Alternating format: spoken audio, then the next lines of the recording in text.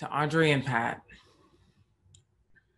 I don't imagine either of you cared much about other people's visions of you. I don't doubt the ease of which you are able to escape the imposition of someone else's imagination. Not after first surrendering to the labors of growth. I'm recalling when you wrote to Pat, recalling you writing to her about the synonymous relationship between growth and survival.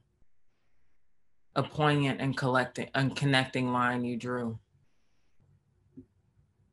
And even though neither of you are here, I do believe and maybe hope that the architecture of my language, the skin of my diction, both contain and release the possibility for us to grow past survival, even in death. I know I'm unable to receive your express consent, but I should ask anyway.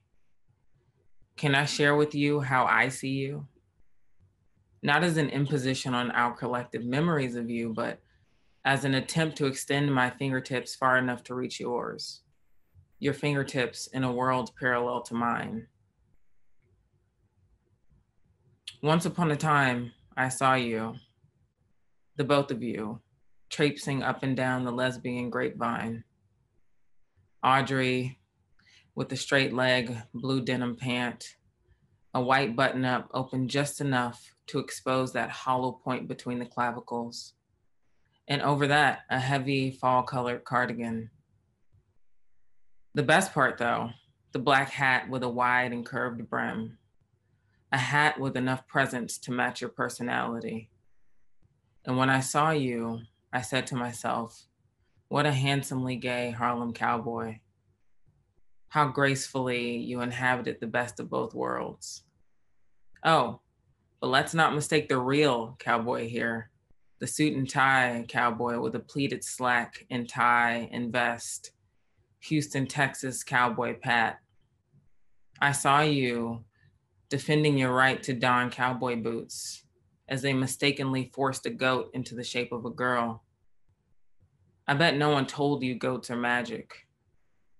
Perhaps no one reminded you that someone imposed an image onto that goat, named one goat Billy and the other goat Nanny. Someone lacking just enough in imagination, unable to see Pat comfortably situated in the space between Billy and Nanny. But I saw it. Oakland has cowboys too, still, after you.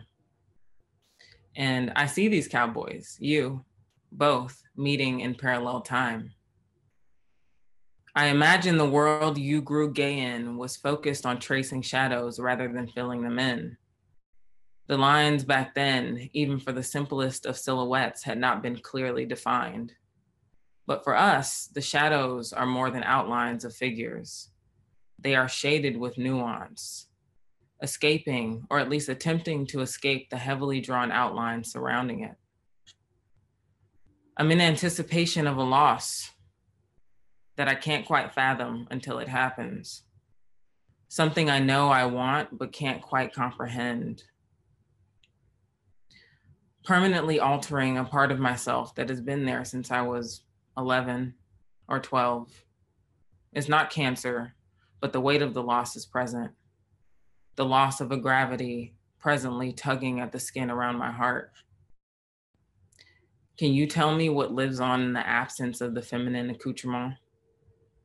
Those rounded, reactive appendages that, once removed, can no longer grow or give or experience pleasure. It was in the cancer journals where you, Audre, said, I want to write of the pain I'm feeling right now, of the lukewarm tears that will not stop coming into my eyes. For what? For my lost breast? For the lost me? And which me was that again anyway? For the death I don't know how to postpone or how to meet elegantly? Well, I want to write of the pain I've yet to feel and of the lukewarm tears that have yet to form for something I've elected to do, for my lost breasts. I want to know what part of the self survives the amputation of a former identity.